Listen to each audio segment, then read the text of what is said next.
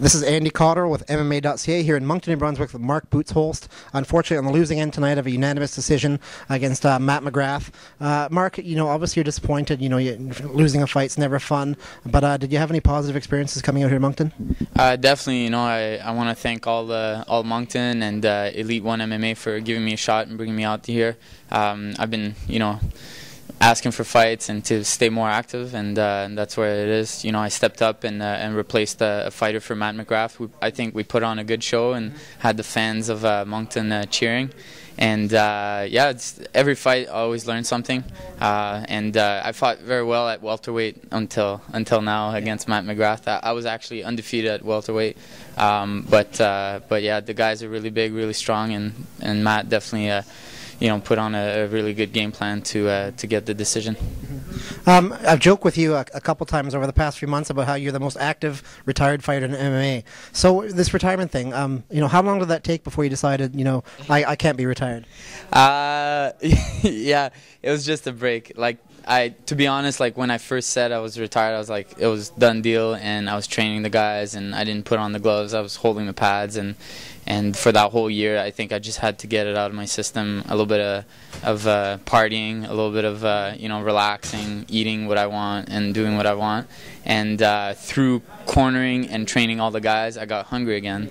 And and then I stepped out of retirement, so I'm out of retirement now. But I'd like to get more experience. I think that's what I'm lacking of. For a 27-year-old fighter, I don't think I have a lot of fights. And I just want to get more experience and put on more good fights for you guys to enjoy. To hear that you're 27, you've got such an extensive background in Canadian mixed martial arts. It's almost shocking to hear that you're only that age and you've got that much experience. You've got another decade left if you want. Definitely, and that's what I hope. I love putting on good fights, and I love challenging myself, representing my teachers, my instructors, and my team. And I love the sport. This is fun. I enjoy it. And I think also for your joke about retirement, I had to kind of find the love to do it again, because after I lost my 2 fights in the UFC, it was a big heartbreak for me and a big letdown for my whole city, my team, and myself. And I kind of had to get the fun back in the job. And now I'm having fun in the ring. I'm playing around, and I'm having fun training. I'm having fun fighting, and that's what you have to do if you're gonna have a career in anything, right? Have fun with it. So I found that fun back. People might not realize that the casual fan how dedicated you have to be a professional fighter. You talked about taking a year off and just relaxing and eating whatever you wanted. When you're a trained fighter practicing, getting ready for fights, you have to be really dedicated, and you have to withhold a lot of stuff that other people take for granted in your life, don't you? Definitely. It's a lot of sacrifice, and it shows in the cage. Most of the time, whichever fighter sacrificed the most sometimes will come out winning. Yeah. But most of the time, for sure, the more you sacrifice, the more you put more chances of you winning. And that's what it's all about, really. Putting in the work and sacrificing all the good food, the partying, and this and that. That, like you said, people take for granted. But definitely, it's a tough job that you have to sacrifice a lot of things. But it's definitely worth it to have your hand raised for that 3 seconds. So let's talk about your opponent tonight, Matt MacGrath. We talked briefly about the fight, and it was obviously disappointing. He was a stronger guy, you felt, and he was on top of you a lot in the round, kind of holding you down. For a guy who's known like you as being a very competent, very good striker, it's got to be frustrating to be held down like that.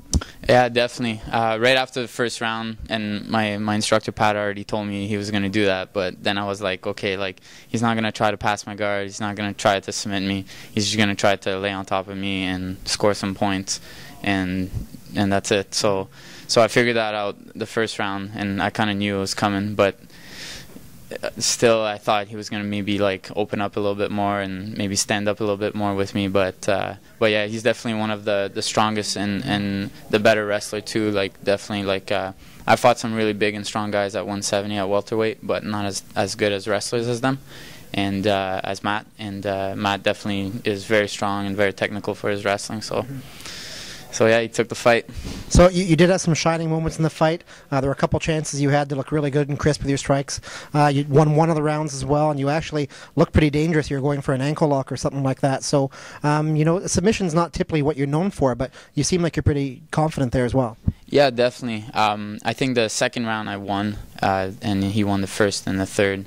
But the second round, I thought I rocked him and tried to finish him, but I should have put in the hooks and go for the choke. But I thought I had him for sure. I saw his eyes roll back and he was rocked, and I got on top of him, and then he was able to scramble out of it.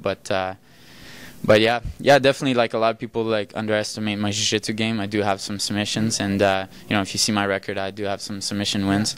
I did go for that ankle lock and he went for the same ankle lock on me, inverted heel hook, and I felt my knee pop, and I was like, yeah, well, I think I should let that go and try to escape his ankle lock. So it was a nice reversal, and he caught me in a Kimura. I tried to catch him in a head and arm choke, so it was pretty cool, technical battle on the ground too. Well, Mark, you certainly did your team, the Ottawa Academy of Martial Arts, OAMA, very proud tonight. Good fight. Congratulations. Is there anybody you'd like to thank? Yeah, definitely. I'd like to thank Elite One MMA to bring me out here. All the Moncton fans. I hope you guys enjoy the show and the fight, and everybody that was watching home on the live stream. I'd like to thank also my team, Henzo Gracie Ottawa, all my training partners like Randy Turner, Chili Dave, holding pads, all the guys that were helping me out through the training camp. And I'd like to say big thanks to my mom and my girlfriend for supporting me. Merci beaucoup, Véronique. Merci beaucoup, man. Je t'aime beaucoup.